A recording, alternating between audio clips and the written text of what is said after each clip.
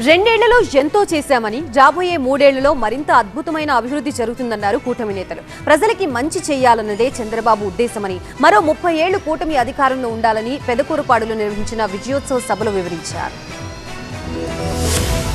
5 ఏళ్లలో వైసీపీ చేయలేని పనులన్నీ కూటమి ప్రభుత్వం చేసిందన్నారు టీడీపీ ఎమ్మెల్యేలు. గుంటూరు జిల్లా పెద్దకూరపాడులో నిర్వహించిన కూటమి విజయోత్సవ సభలో గుంటూరు జిల్లా ఎమ్మెల్యేలు, ఎంపీలతో పాటు కేంద్ర మంత్రి రామ్మోహన్ నాయుడు పాల్గొన్నారు. దేశంలోనే అత్యధిక సంక్షేమ కార్యక్రమాలు ఏపీలోనే అమలు చేస్తున్నామన్నారు ఎంపీ శ్రీకృష్ణదేవరాయలు. నాకు సంబంధించి అయితే ఈ 2 సంవత్సరాల్లో మనం సాధించుకుంది ఏమిటి అంటే వీటన్నిటితో పాటుగా మనశ్శాంతి, ప్రశాంతత. ఈరోజు యోగా చేసాం అందరూ, కానీ దానికంటే కూడా ఎవరు కూడా పొద్దున్న లెగిస్తే ఎవరు అరెస్ట్ అవుతారని ఎవరు భయపడట్లే. ఈరోజు ఎవరి మీద కేసులు పెడతారని చెప్పి ఎవరు కూడా ఆదుర్దాగా ఎవరు ఉండట్లేదు. వైసీపీ హయాంలో రౌడీయిజాన్ని రాజకీయమన్నారని విమర్శించారు కేంద్ర మంత్రి పెమ్మసాని. జగన్ సాగునీరివ్వలేదు కానీ కల్తీ మద్యం ఇచ్చారని విమర్శించారు. రాబోయే 3 ఏళ్లలో అద్భుతమైన అభివృద్ధి జరుగుతుందన్నారు.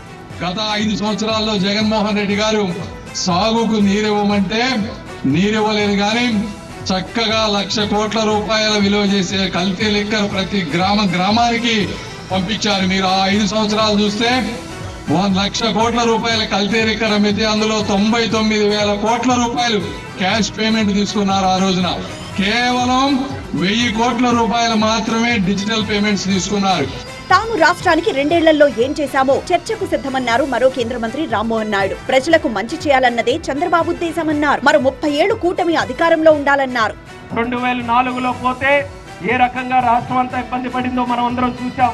2018లో మళ్ళీ ఓడిపోతే మళ్ళీ 5 సంవత్సరాలు ఏ రకంగా ఒక నరక యాతన మనం అందరం అనుభవించామో చూసాం.